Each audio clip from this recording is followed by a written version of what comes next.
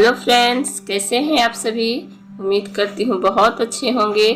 तो मैं मैया का गीत सुनाने जा रही हूँ। अगर पसंद आएगा तो लाइक ज़रूर कर दीजिएगा और अभी तक मेरे चैनल को सब्सक्राइब नहीं किए हैं तो प्लीज़ कर दीजिएगा। साथ ही बेल बटन को भी दबा दीजिएगा ताकि मेरी वीडियो की नोटिफिकेशन आपके पास सबसे पहले पहुँच जाए।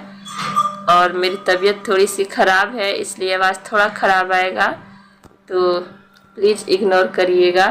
तो चलिए गीत शुरू करते हैं। सुनी मैया जी फरिया के गो बात, दर्शन दे के जियरा के कर दे हैं खुशहाल। सुनी मैया जी फरिया के गो बात, दर्शन दे के जियरा के कर दे हैं खुशहाल। देखा झुमा तटनी बिया बाया रवाना, देखा झुमा तटनी बिया बाया रवाना। ए मैया झूमी झूमी, ए मैया झूमी झूमी झूले ली झूलना वाना। ए मैया झूमी झूमी झूले ली झूलना वाना। मैया चले ले जब कोई के सिंगार हो, रूपवा बरेल इनकर महिमा अपार हो।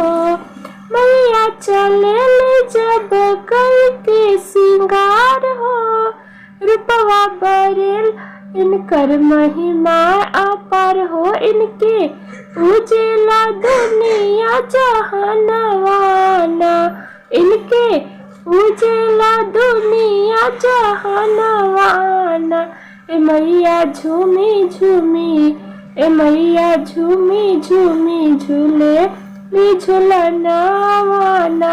ए मैया झूमी झूमी झूले ली झूलना वाना। सातोरे बहनिया मिलके बैठली पलनवा, भैर झुलावे मैया झूलली झूलनवा।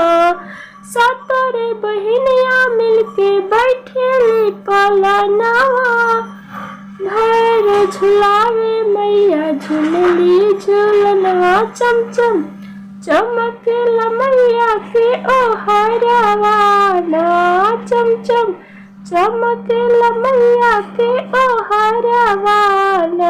ए मैया झूमी झूमी, ए मैया झूमी झूमी झूले ली झूलना वाना।